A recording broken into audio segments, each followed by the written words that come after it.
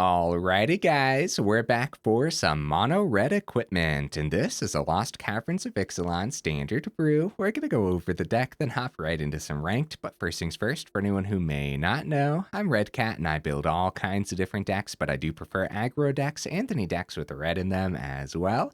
Also, we do got that Discord link as well as that Patreon link down in the description if you're interested in joining either of those up. Okay, what do we got packed into the build here? First of all, this was a suggestion down in the comments to try out mono red equipment instead of like Boros equipment. So thank you so much for the suggestion. It's gonna be a fun one. Got all 4 Dire Flails in here. This is a 1 mana artifact equipment. Equipped creature gets +2/+0. Equip cost is only 1. Not bad. Craft with an artifact for 3 and double red. I'm actually not gonna go over that bottom ability because in this deck in particular, I don't think it's ever gonna come into play. I guess if it comes to play in one of the matches, I'll go over it in that match, right?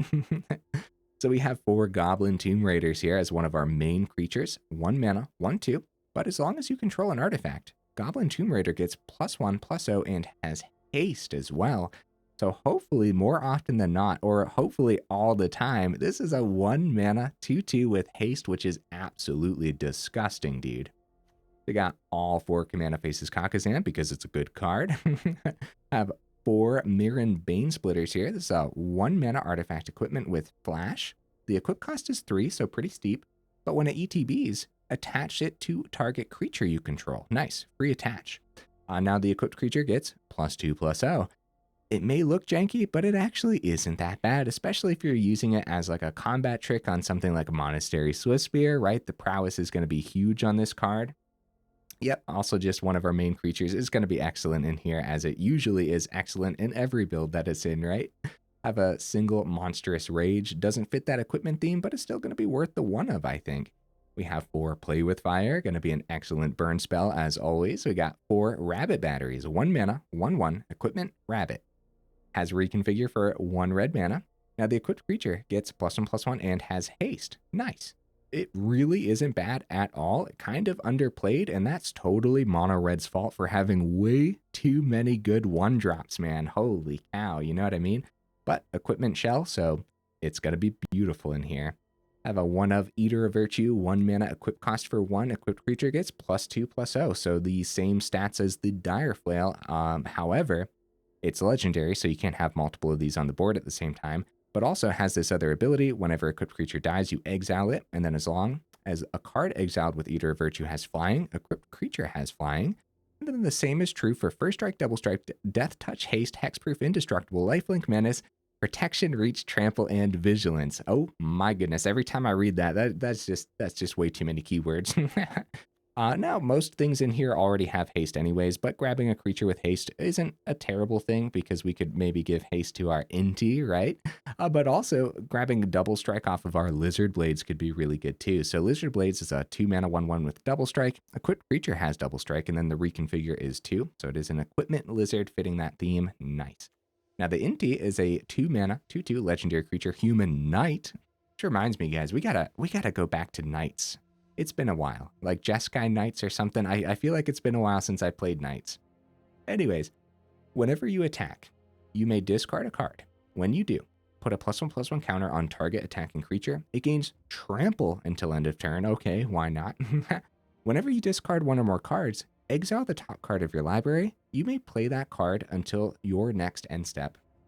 So depending on what you're doing, if you're planning on doing that whole discard thing with Inti, then it's probably best not to play your land first, right? Because you could see a land off the top and play it off the Inti. Again, like I said, it depends what you're doing though. Maybe you need that open mana as a combat trick with like Monstrous Rage or the Banesplitter or something like that too. So really depends. Overall, that counter and trample could go a very long way in a deck like this, just in general, right?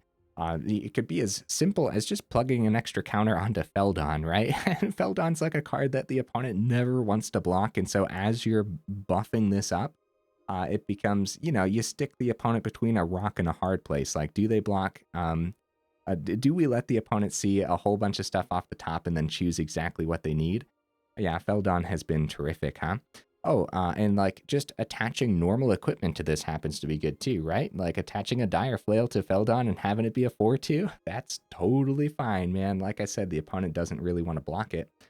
We got a top end here, 3 Rebel Salvos, which hopefully in this build is not 3 mana. At the very least, it's going to be 2 mana, hopefully, right? Because we do have a lot of equipments in here.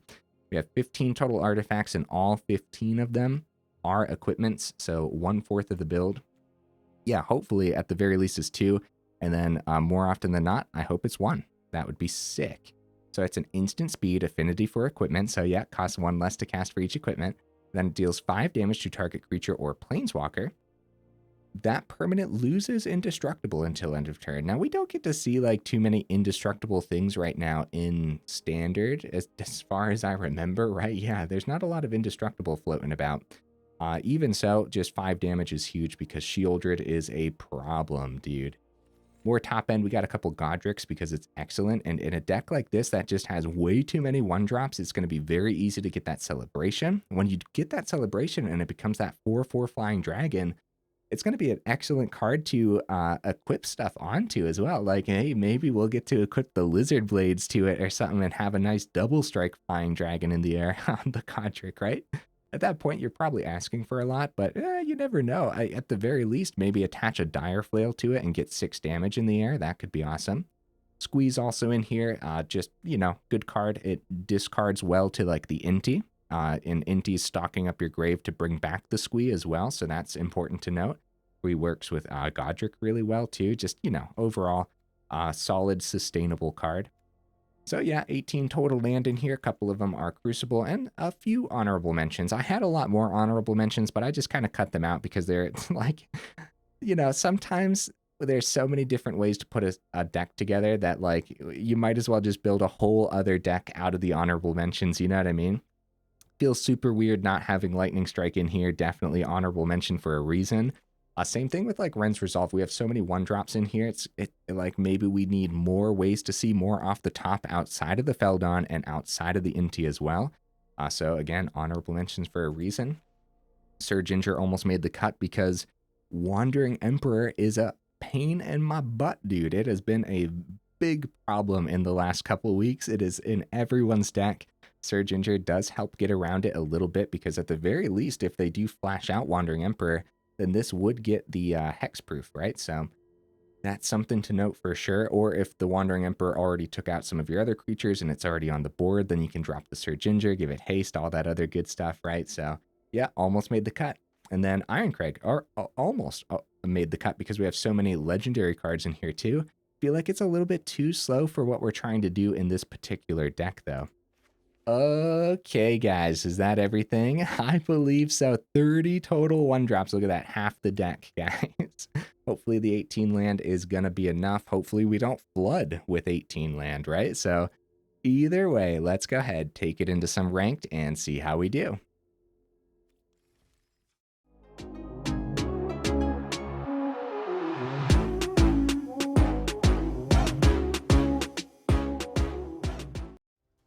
Okay, we'll see if we can get right into that first game here.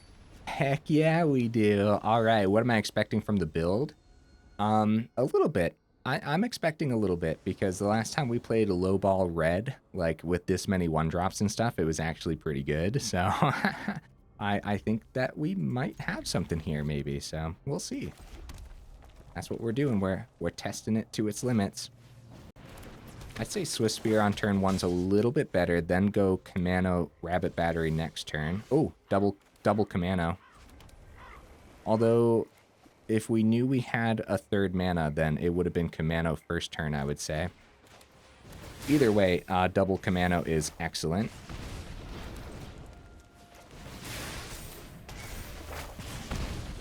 Yeah, so when it comes time to flip those...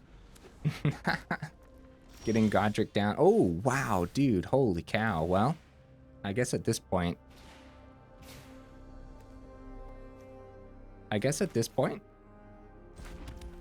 we're going to save Goddric as a little bit of a surprise for next turn, because we'll be able to get it to fly in the air.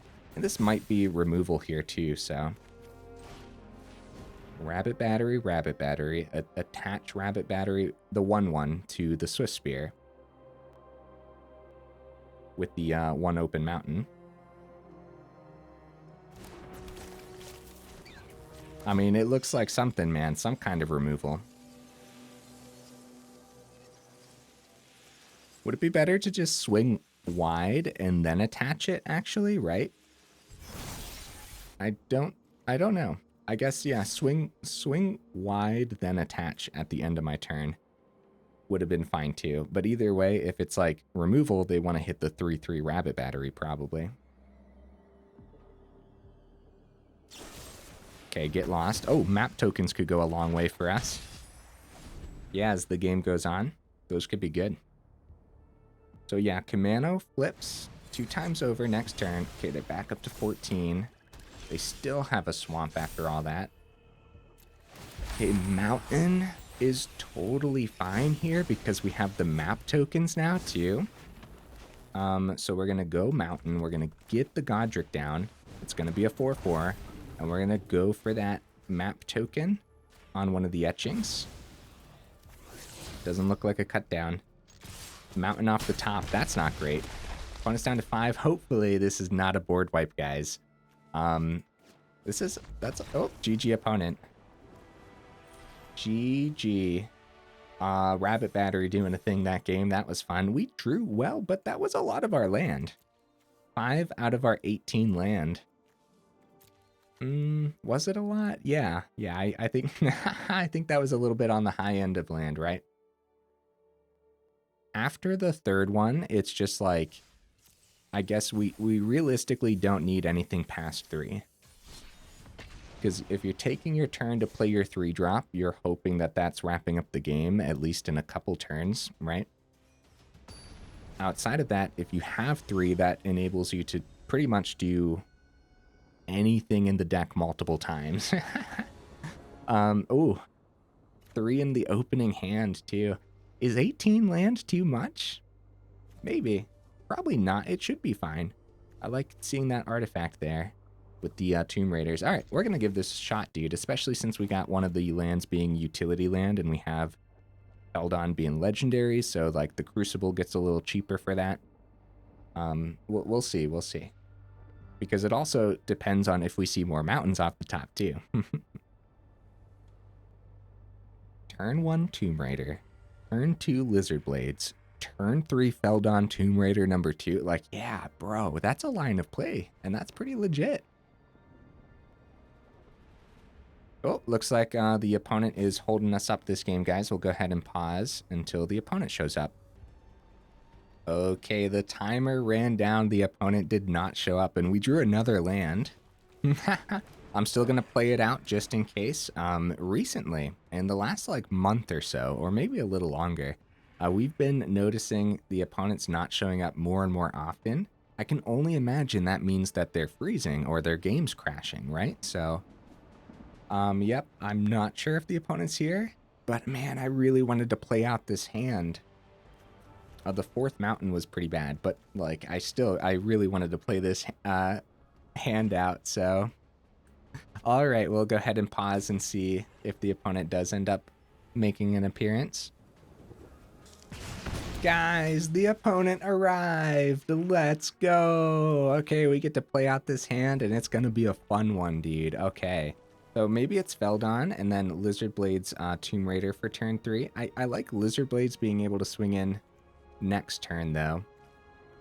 So, okay, first of all, Lizard Blades before combat, because it does affect the numbers. All right, yeah, I can only imagine the opponent, like, crashed or something. Oh, Feldon, hi. Winging in, yep, no blocks. I don't want to lose that Lizard Blades by any means. Another Tomb Raider is actually really good, dude. Holy cow. Don't know when I want to reconfigure the Lizard Blades right now, though. Dude, I'm just gonna go... I'm gonna save that Feldon as a little surprise. And have that Monstrous Rage here. That's really funny, dude. Monstrous Rage onto Lizard Blades is pretty wild.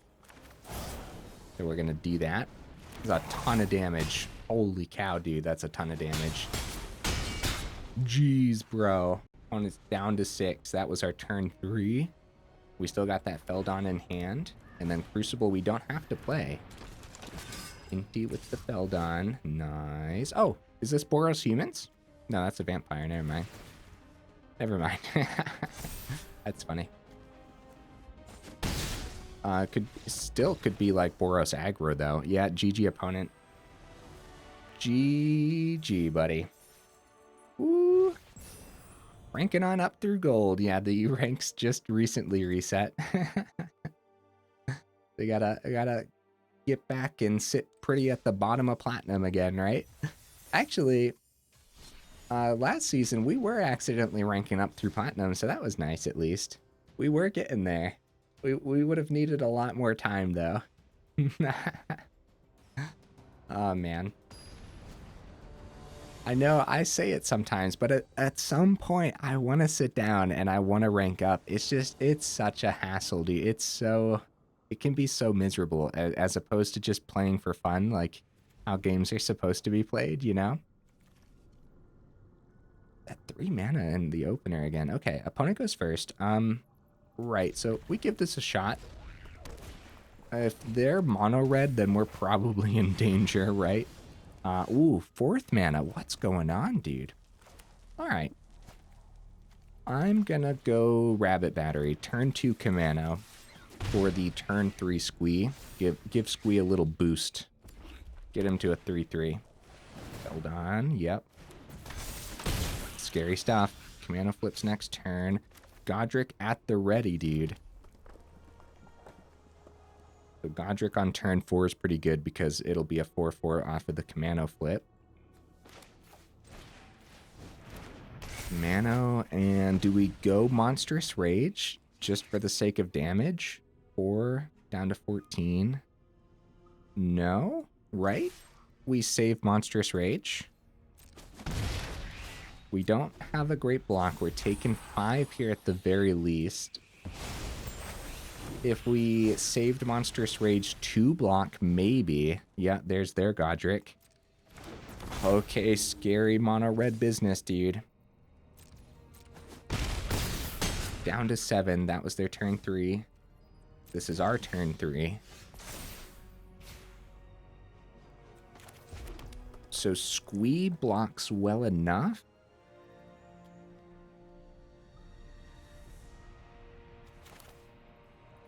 I guess we gotta go Squee save blockers. I think Goddric ends this in the air next turn, though. I think we died. I think Mono Red did the turn 4 thing. Monstrous Rage. Yep, that'll do it. 8 in the air. GG opponent. Oh man. Had we gone first there, their lineup was really, really good. Like, leagues better than our lineup. So I think even if we went first, that was going to be the opponents there for sure. Sometimes we get to the end of those and I'm like, oh yeah, that could have been anyone's game. But nah, not that one.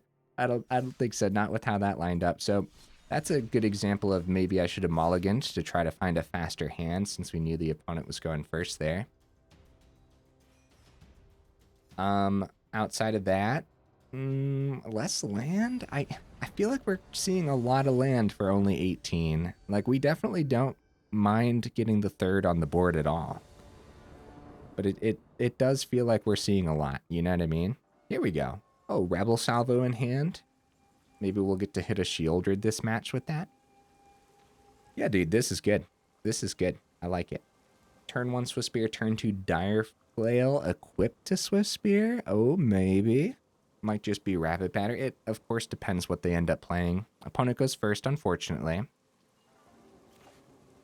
Okay, let's keep this. Yeah, 2 mountains in the opener is probably ideal. 1 might be possible, but probably not. Don't be cut down. Don't be cut down. Don't be cut down. Don't. Stop it, opponent. No. No. Okay, well now we know what our turn 2 consists of. Rabbit Battery and the Flail. Deep Cavern Bat. Uh-oh. Uh-oh, guys. This is bad news. Take the battery out of the equation. No creatures. We go Dire Flail. Rebel Salvo only goes down to 2, so we can't like use the salvo to take care of the bat to get our creature back anyways. Oh, they're thinking about this, though. They do take the battery. They do end up deciding on the creature. Yep, that makes the most sense to me as well. Okay, Dire Flail. Kumano was a good draw. And when it comes time, these Rebel Salvos are probably going to be pretty good against this. If it's Orzhov mid-range, right? I think that's Orzhov mid-range is great to have these salvos in hand. Flesh Gorger. That's scary, man. Yeah, we don't want the lifelink going through by any means, so... Oh, more land off the top, huh? Okay. Right. We could pop the Deep Cavern Bat, get the battery back, play the battery, gets a counter, but then we have Flesh Gorger swinging in next turn. That's still probably the play, though, because we want to utilize the Kumano's Chapter 2 as much as possible here. Rabbit Battery does play around Go for the Throat. And Kumano flips next turn as well, so yeah, Flesh Gorger swing gets them 3 life, but I feel like that was still the play. Oh crap, now Sheoldred's on the board.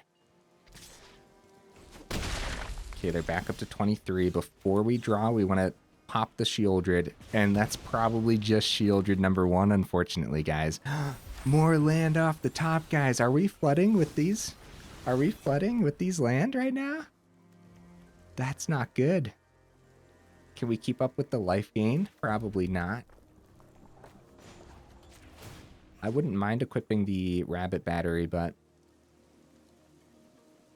since this has Menace, we'd have to lose both of them. Well, not lose both, but we'd have to have both of them to block. I'm going to attach the Etching. Yeah.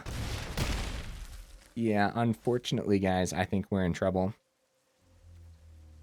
Wait, should I attach the battery? Just in case there's a board wipe, right? I think that's fine. Since we have enough mana to reconfigure whenever and unattach it whenever too. Wait, when we attach that, it keeps the counter though. Okay. I got a little concerned because it doesn't have a land. No, you know what? Dire Flail's 5 mana craft ability is open now. I don't have any artifacts in the grave, but we could craft it with the Rabbit Battery. Unattached because Wandering Emperor is a pain in the butt. And I guess they'd want to just hit that, but that's fine. Okay. Swing for 6. We're only doing, like, okay, Wandering Emperor, and they hit the Etching. Take the 2. Brutal stuff, dude. Holy cow.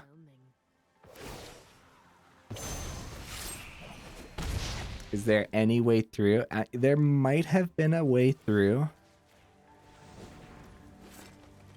If we saw something other than land for the last few turns, right? At this point, 48 cards remaining in the deck. 6 of the cards that we drew so half the cards we drew have been land. With only 18 land in the deck, I guess that's a flood, isn't it? I don't know. I'm not convinced to go down to 17 land, though, guys. I'm not convinced yet. They went for the counter on the Flesh Gorger, which probably just means more spot removal for the battery, so the battery can't take out the Wandering Emperor. Because if they thought this was dying, I think they would have went for 2/2. I think. I guess the counter on Flesh Gorger happens to be really good here too, though.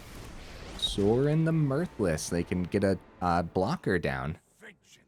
That makes sense too. Oh, okay. I guess they're just gonna... I guess at that point, it's like, okay, decide. Is it gonna be my Sorin or is it gonna be the Wandering Emperor? Actually, yeah, no, Sorin with the plus is actually 5 loyalty, which is super scary, man. Celestis to their hand.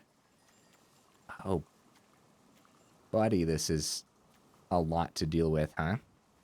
So if we go swing at Sorin, we got Play with Fire to take out the Wandering Emperor. Sure, why not, right? We get Sorin down to 1. Unfortunately, we're not taking it off the board, but they don't have the -2 then. And their -2 just gets them another lifelink anyways, so... It's too bad we didn't get another artifact to craft with this. Since, like, we actually had the mana, it would have been really cool to actually see the Dire Blunderbuss come out. Go plus, let's see what they see. What happened there? You may reveal it. They decided not to. Wandering Emperor number 2, guys. Oh, buddy. Oh, buddy, the deck is just filled with power. That's super scary stuff. I'll tell you what, dude. If we saw less land, we still might not have had a chance against that. You know what I mean? Dire Flail. Craft with Artifact. That's fun. There it is, guys. The Dire Blunderbuss. Got it on the board. So they go plus on Emperor, and then they have lethal. So we get ready for the GGs, and we'll definitely let them swing on in, as long as they don't take too long here to do that. They're going for everything, even though we're tapped out, which is totally fine. I understand, especially if they're getting some quests done as well. Get that GG ready, and then we'll drop them like... We'll drop them... Let's do the Chandra one. I don't drop the Chandra one enough. I love that one. Yeah, GG opponent. Holy cow. Okay. After that game, we now have to, at the very least, consider 17 land when we go over the deck again in the final thoughts. Like I said, though, I'm not convinced by it. I think there's going to be, if you go down to 17, I think there's going to be a lot of games where you only see 1, and then that's really, really bad. If you see 1 for like 5 turns, it's over. You know what I mean? You at the very least, here we go. You at the very least want 2. And then to not draw land. See, this is beautiful, man. This is good stuff. Yeah, we're just going to keep Tomb Raider back. We don't have any artifacts, but triple Swiftspear. Opponent! It's a different version of Mono Red at the very least, buddy. I promise. It's a little bit different.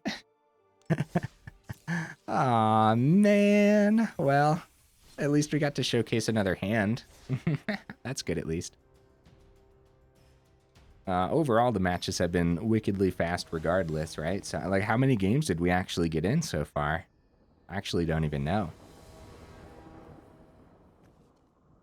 1 in the opener. See, this could be really bad, especially when we got a couple 2-drops and a 3-drop. We go first finally.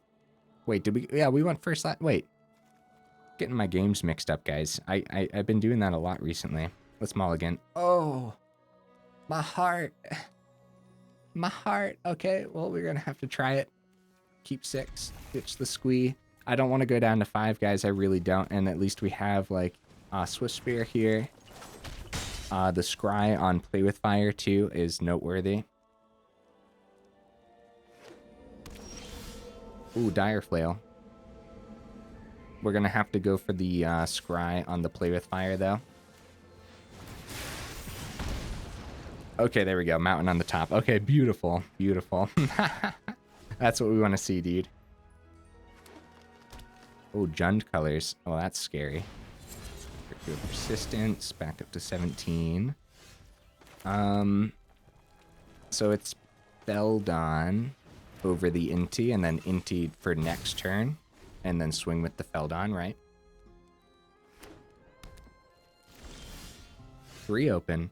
If you plan on doing the Inti's ability, you don't want to play the land first, which I believe I want to do.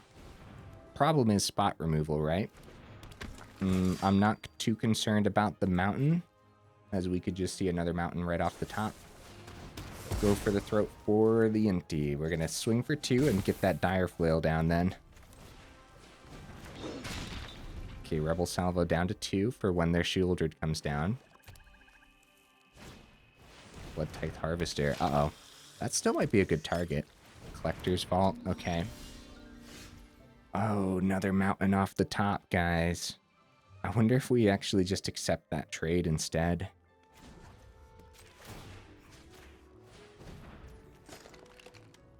No, I don't think we do. I don't think we do. I'm gonna keep this mountain in hand as well. Crap. Like, Rebel Salvo is so good against these style of decks. But I want to plug damage in every turn, and I don't want to accept that trade, but if we don't swing in, then they just tap the Harvester to take out Feldon anyways. If we accepted that trade, yeah, we could have seen 3 off the top and found another creature. But at the same time, what if we just find like another Rebel Salvo off the top anyways? Rabbit Battery. Yeah, the mountain kept in hand is in case we seen the second Inti, but at some point we're going to want to play it because we might see a 5th mana and then have that craft potentially.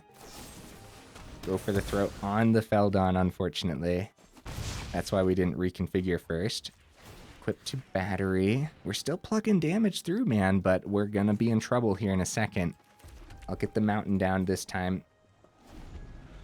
Although even if we see the 5th mountain, we'll still not have the craft on the Dire Flail. Because we don't have an artifact in the grave and we don't want to craft it with the Rabbit Battery. Virtue for the turn. Oh, buddy. Oh, this was our chance. This was our turn to get through, you know? So they're probably going to start bringing back. Oh, we still got great damage, dude. We do. Holy cow. All right. Rabbit Battery, swing for 3. Play with Fireface now? I guess we wait because I don't think we want to hit Harvester. I really want the Scry. I don't know, dude. We're getting great damage through. I know that much, but yeah, no, we want to Scry. Yeah, because we could find a hasty creature or Scry away a mountain that we really don't want to see. Yeah, we really don't want to see that. Even though the craft could be cool. Oh, guys, Monstrous Rage. Oh, buddy, let's see what happens. We go for the block. Monstrous Rage. Is that it? Because Go for the Throat doesn't pick up Rabbit Battery. Do they have something still? They go Collector's Vault. Because Virtue of Persistence, the Adventure Side's Sorcery Speed as well. Yeah, they're trading out. They're looking. They're searching. I don't know what it could be. Cut Down, I guess, still hits this battery. They're going for it. They're digging. If their main removal is Go for the Throat, it just doesn't do it against the battery. Did we do it? We did it! Let's go, guys. Oh my goodness. What a match, dude. Holy cow. How far are we? We are 33 minutes in. Doing great so far. Doing great. I do have to pause the recording here just for a second, and I will be right back. Okay, let's get into the next game here. What do we got? Wingmantle. Dude, we got to return to Defenders. Did we get any new Defenders from the new set, guys? Lost Caverns of Ixalan. I'm trying to think. Did we get any Defenders for that? Or from that set? I'm not sure right now. You guys let me know in the comments.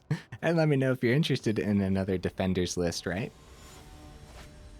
Alright guys, this might very well be the last match of the evening, but it would be awesome to get one after this too, just based on how fast the games have been. Exactly what you want from Mono Red, right? Fast games. At least I feel like they've all been fast, right? Like I said, I don't know how many games we played so far. I'm getting lost in all of the matches that I play throughout the days. The 3-land might actually be a mulligan, dude, but the hope here is that we just don't see any land off the top for a little while. Like, that's the hope. So we're gonna go Swiftspear and hope that that's not something that hits it. It is, in fact, something that hits it. A cut down, wow. Yeah, I felt like cut down wasn't getting played as much, but we've seen it a lot now. Okay, is it going to be just more removal kept open, or... It's going to be an invasion hit base, huh? So, potentially Rakdos dragons. They didn't reveal any dragons, though. Land is not great. The 4th, like, that's all we need. The rest of the game easily, so no more off the top.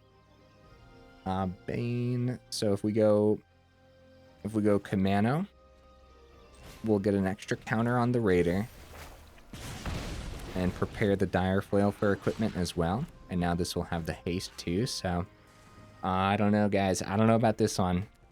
This hand looks like it'll fizzle out. It looks like the type of hand where we're gonna see another mountain off the top. You know what I mean?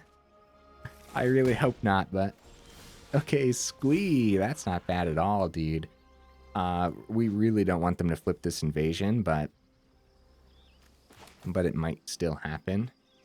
If we go Tomb Raider, it'll be a 3/3. Equip Dire Flail. Equip Banesplitter. Man, that's cool, isn't it? Squee helps us go wide with Kumano next turn. This invasion's a problem, though. Okay. Tomb Raider. We're just going for it, man. We're just like... We're going for it. And then we're going to go for the Banesplitter, too. Kumano flips next turn. Squee comes down. Any 1-mana card that helps us do damage next turn could potentially just help us get there. I suppose they're going to have a 4/4 blocker, but if they block our 7/1, or 7/3, I mean, that's actually a good trade for us. It's a 1-mana card for this ridiculous Thundermaw. Outside of that, if they take the 7 damage, they're really starting to risk it. Bonehorde Dracosaur. Go for the throat, okay. That's not good. Charming Scoundrel. I guess they go Treasure, so they have the Bone Horde for next turn. Dude, Dragon's looking sick, dude. Holy cow. No, another mountain. Oh, no. Okay. Squee's still pretty good, isn't it? The problem is, yeah, the Bone Horde Dracosaur, like the first strike, the flying, everything about that is a menace. So... we have a block with Kumano. Should I have done a better job at protecting this battle? Maybe. First of all, I think they might let Squee through. I think this game's looking great for them, and any, like, a trade, it would be in our favor at this point in the game. Okay, so they go for the chump instead then. So I'm expecting that Bone Horde to come down. Guys, yeah, the Thundermaw swing takes out everything here. So they definitely just hit that Squee with the Thundermaw. Oh yeah, dude, we're in big trouble. And the first strike would have taken care of it regardless. Okay, we found the 5th mana. Or we found the 5th mana already. I mean, we have the 5th mana for the craft is what I'm getting at there.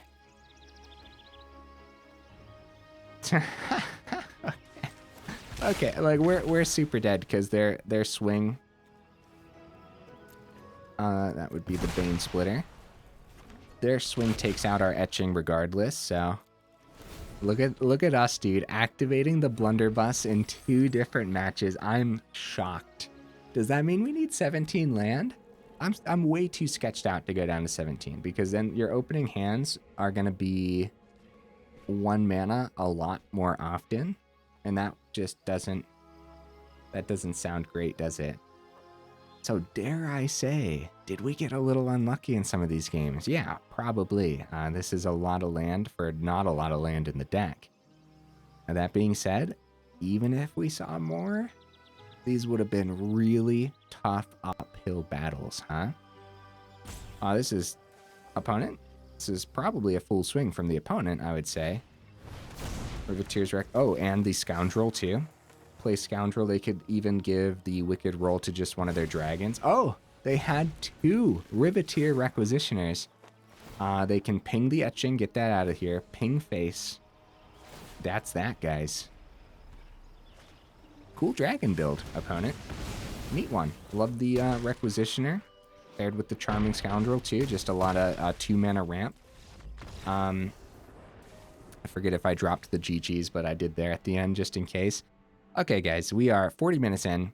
Games are fast. Let's go one more. Let's try to end on a high note as well.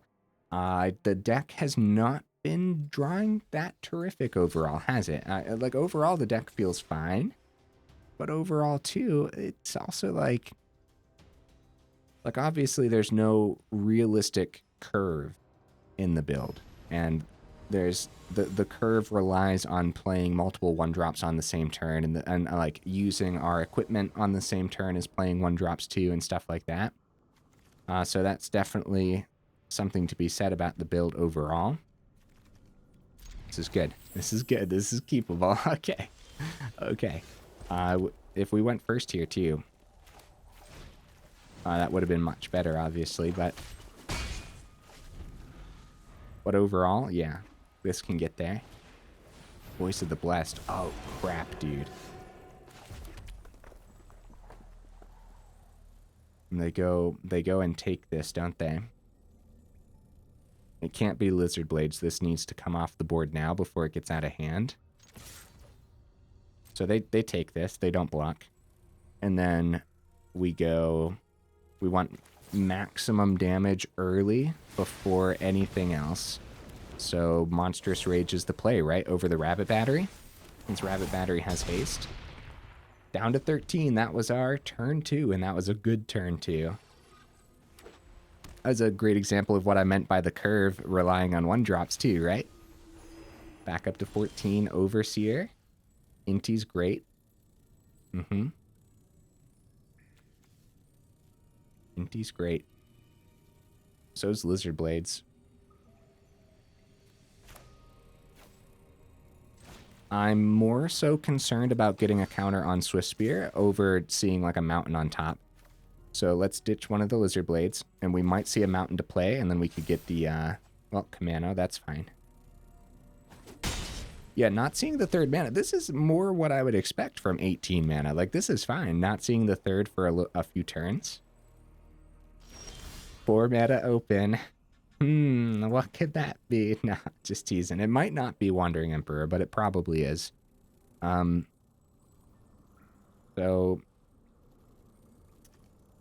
Inti. We see a 1-drop. If we go Feldon, we might not see that mana again. We might just be exiling stuff off the top for no good reason. That being said, a trade here. Feldon gets picked up by Wandering Emperor. I would rather put the counter on the Inti, so that way it doesn't trade. And unfortunately, I think... No, Goddric might be our only way through when it comes time. Poor Lizard Blades. Yeah, no, it's not making the cut this time. It's a little too slow for this current match. Since they went first and they got a life gain build, like, we gotta really go, man. Ooh, land off the top for the Goddric for next turn, but it won't be flying in the air anytime soon. So they want to pick up the Feldon, probably. But if they pick up Inti and block the Feldon, then we get to see 2 off the top. Okay. Okay. They probably go minus on the Wandering Emperor next turn because it's gonna die. You know what I mean? Another mountain we don't need.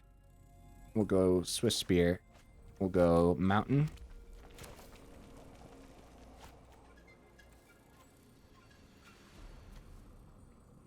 Yeah, Swiftspear. Yeah, that's fine. Feldon gives us until the end of our next turn, so I was thinking like which creature here would be a little bit better, and it's probably the Swiftspear for this turn because we could see. like a play with fire off the top. Well, even so, we still would have been able to play Swiftspear. I don't know. I guess it didn't matter.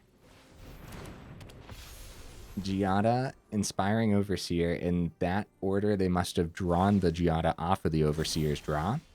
They go plus on the Emperor. Yep, we're in trouble, guys. We're in trouble. And they didn't even gain too much. I'm really glad we got rid of the Voice of the Blessed, first of all. Dire Flail. If we full swing Emperor, they have, like, blocks for days, dude. They completely devastate these Swiftspears. So it would be Dire Flail, equip Battery, and then still keep Goddric back as a little bit of a surprise. Unfortunately, not able to fly just yet. The Rabbit Battery means we won't get the Dire Flail equip either. And 3 there. 3, 4. They full block. Then all their creatures die, and they have the -2 on the Wandering Emperor. Actually, it's Battery over the Flail. Right?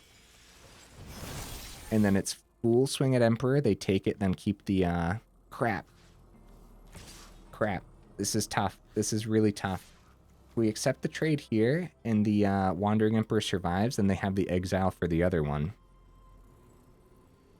But if we full swing at Emperor, they still have 2 creatures, and Giada could run away with this. They still could play a second Wandering Emperor from hand, too. I see it now. What we should have done, instead of Battery, was equip Dire Flail to the one with Trample.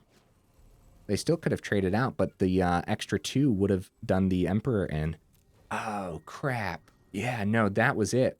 That was the way through, right? And then the... So like I said, they keep their creatures, let the Emperor die, and it could still be second Wandering Emperor from hand. Yeah, Sarah Paragon. Bring back the Voice of the Blessed. They go for the swing. Giada has Vigilance, so... Oh, they go ahead and hold back just in case. I agree with the opponent's play there. I agree with that. Okay, they go back up to 12. Goblin Tomb Raider. It's not bad. It really isn't. Unfortunately, I don't think we can get through now, guys. Even if I did the Dire Flail on the Swiftspear last turn and had that good swing, we would have only gotten a couple more through. And they would have let the Wandering Emperor die to keep the Giada, so that way they could continue to buff everything here anyways. Right? So... looking for a way through, and now that this is a 5/6, even if we see a Rebel Salvo, it's not going to be enough.